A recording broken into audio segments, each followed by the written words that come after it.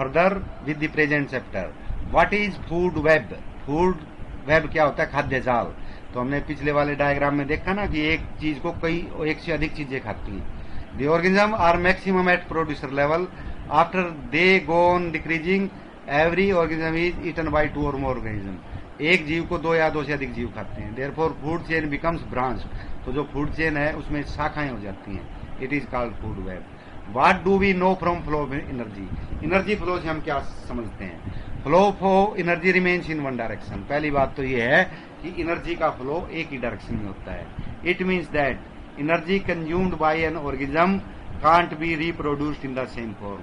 तो एक ऑर्गेनिज्म अगर एक एनर्जी को कंज्यूम करता है तो वो उसी में प्रोड्यूस नहीं कर सकता उसी वे में। Without our knowledge some non degradable substances enter into food chain. हमारी फूड चेन के अंदर कुछ नॉन डिग्रेडेबल सब्सटेंसेस इंटर कर जाते हैं।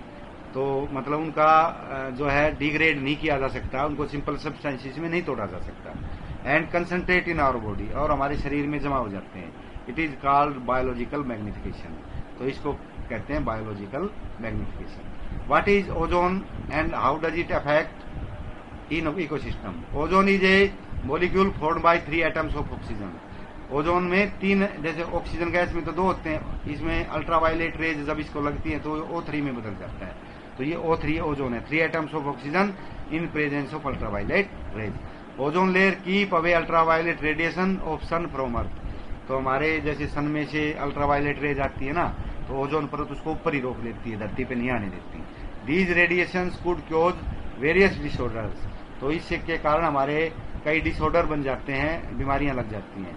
सो ozone protects any ecosystem from damaging. इसलिए ये किसी इकोसिस्टम को खराब होने से बचाती है। How can you help in reducing the problem of waste disposal? तो जो वेस्ट का डिस्पोजल है, यानी जो हमारे पास वेस्ट मटेरियल आता है, उसका डिस्पोज कैसे करेंगे? We should use two substances which leave biodegradable waste. तो हमें उनका प्रयोग करना चाहिए जिनसे जो वेस्ट निकलती है वो डिग्रेडेबल हो, यानी उसको सिंपल सब्सटेंसेज में डिकम्पोज किया जाए। Non biodegradable waste should be send to factories for recycling. और जो डिकम्पोज नहीं हो सकती है उसको फिर हमने फैक्ट्रियों में भेज देना चाहिए, वहां पे उसको पिघला के दोबारा से चीजें बनाई जा सकती हैं, उसको रिसाइकलिंग बोलते हैं। What will happen if we kill all the animals of one trophic level? अगर हम एक ही ट्रॉपिक लेवल के सभी जानवरों को मार दें, एनिमल्स को मार दें, तो क्या होगा? Every trophic level depends on the previous trophic level. Her trophic level उससे पहले वाले लेवल पे डिपेंड करता है खाने के लिए। If one trophic level is removed then animals of other trophic level will be destroyed. अगर एक ट्रॉपिक लेवल खत्म हो जाए तो दूसरे भी खत्म हो जाएंगे। Because energy flow will stop, क्योंकि एनर्जी का फ्लो रुक जाएगा। जैसे हमने कहा ना, जैसे पेड़ पौधे खत्म हो जाएं तो क्या है, हिरण भी खत्म हो जाएंगे, वुमेन भी खत्म हो जाएंगे, क्योंकि उनको खाने के लिए कुछ नहीं मिलेगा। अगर बीच में से हिरण खत्म हो जाएंगे या और कोई जानवर है वो खत्म हो जाएंगे, तो फिर उससे अगला वाला ट्रॉपिक लेवल जो मांसाहारियों का है वो खत्म हो जाएगा। तो ये इसके ऊपर डिपेंड है। Will the impact of removing all animals of one trophic level be different for different trophic level? तो जो असर होता है जब हम एक ट्रॉपिक लेवल को खत्म कर दें तो अलग अलग ट्रॉपिक लेवल के लिए क्या वो असर अलग अलग होता है। Can organism of any trophic level be removed without causing any damage to ecosystem? क्या एक ट्रॉपिक लेवल के ऑर्गेनिज्म को हम खत्म कर सकते हैं इकोसिस्टम पे बिना प्रभाव डाले? No, this impact is different for different trophic levels. अलग अलग ट्रॉपिक लेवल के लिए ये अलग अलग होता है। It imposes inverse effect on ecosystem, और बुरा प्रभाव डालता है ये हमारे वातावरण पे। What is biological magnification? Will the level of magnification be different for different levels of ecosystem? तो क्या अलग अलग लेवल पे ये अलग अलग होता है? तो अभी हमने ऊपर वाले में पढ़ा था कि जो बायोलॉजिकल मैग्निफिकेशन है वो क्या है। When harmful chemicals like DDT enters in our food chain, it concentrates and goes on increasing at every level. तो जो अपनी ये जहरीली चीज है जैसे DDT, ये धीरे धीरे हमारे शरीर में जाके वहां पे जमा हो जाती है। This is called biological magnification. The level of magnification will be different for different levels. अलग अलग लेवल के लिए अलग अलग होता है। What are problems caused by non-biodegradable waste that we generate?